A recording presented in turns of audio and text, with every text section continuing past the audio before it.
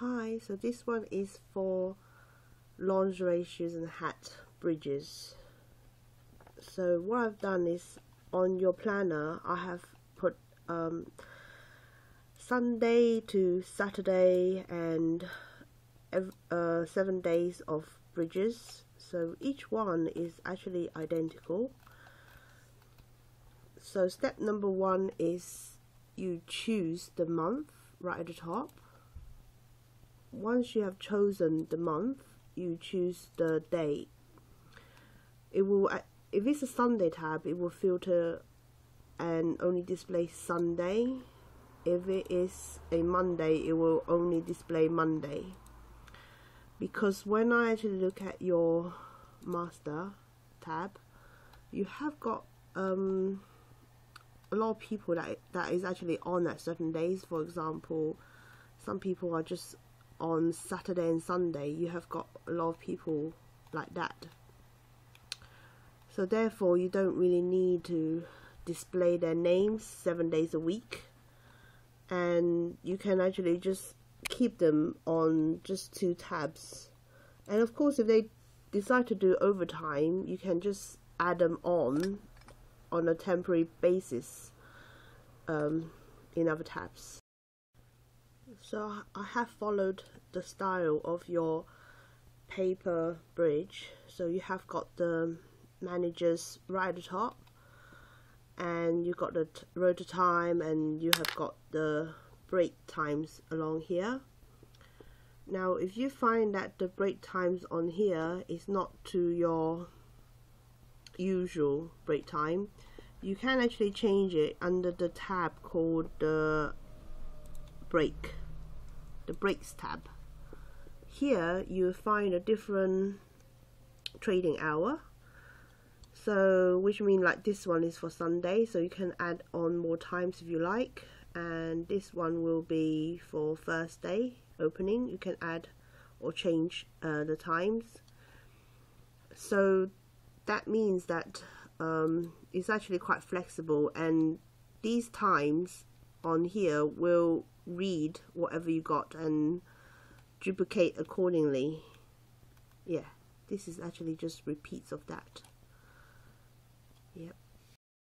So I have got the manager, office, stockroom, merchandiser, and then consultant.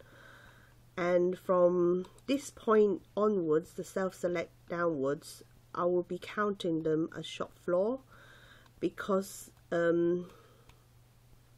all of these people, I don't think I can class them as shop floor, and consultant is actually external, so it's not fair to count them in as part of the team really. So which means the opening count and the closing count is actually counting from the self-select line downwards. And if you press on it, you can see the formula. See, there's that actually say 29, so you can actually see this is row 29, and then you can actually tell that it's counting downwards.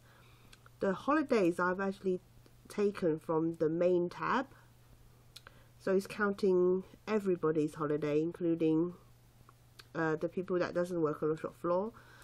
The lieu I have actually inputted a formula. It will actually look at the actual date and then count all the lieu, the word lieu that is written during that day. And sickness is actually just reading from the main tab as well, and it covers everybody. So right at the top I got a break counter. After the self-select downwards, I will start to count the break. So you can actually see this will change color. So once you have finished with this spreadsheet, you can just go ahead and delete the break.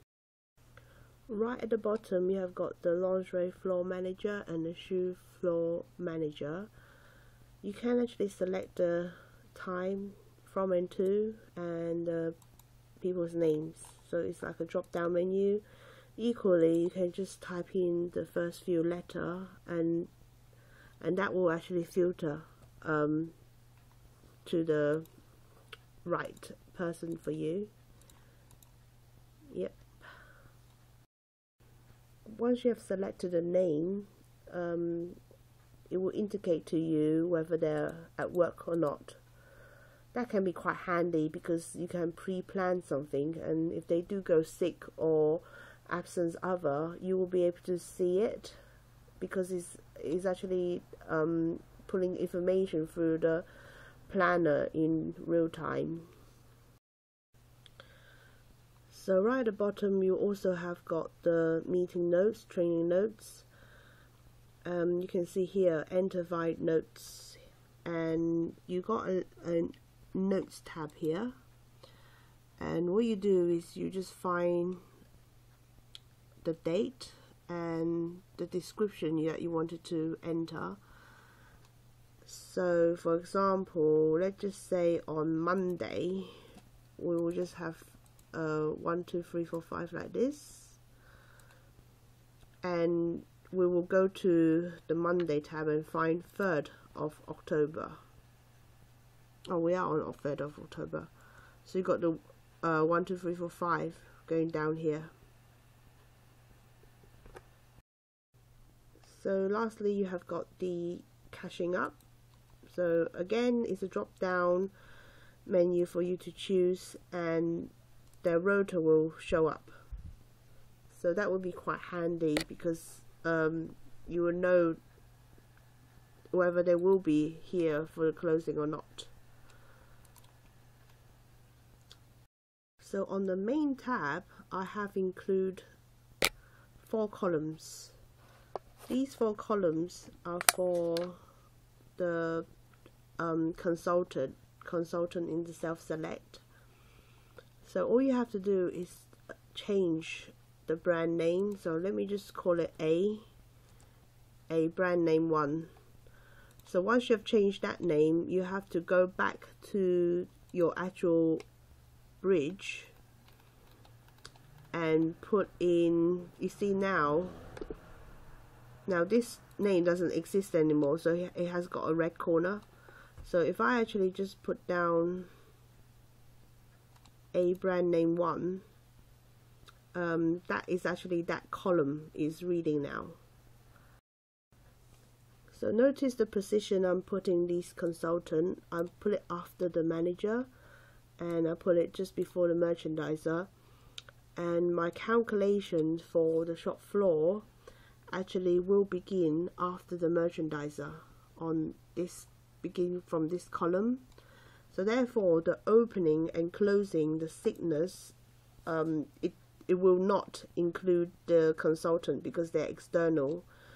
But I think because it will be quite easy for you to manage the rota if you actually have them on your main. So as far as I know, they don't have a fixed rota. They because they report directly to their own company. So you literally just enter the rota time as usual, and then it will appear on the bridge. So we go back to the bridge. This is Sunday. Every day is actually the same. It's all blank because I don't know who works where, because I don't know people's strength and I don't know what people's preference and what they're trained at. So I left it blank for you to fill in. So that will be 7 days of blanks, but I'll give you a tip of how to do quickly. That will be the next video. Bye bye.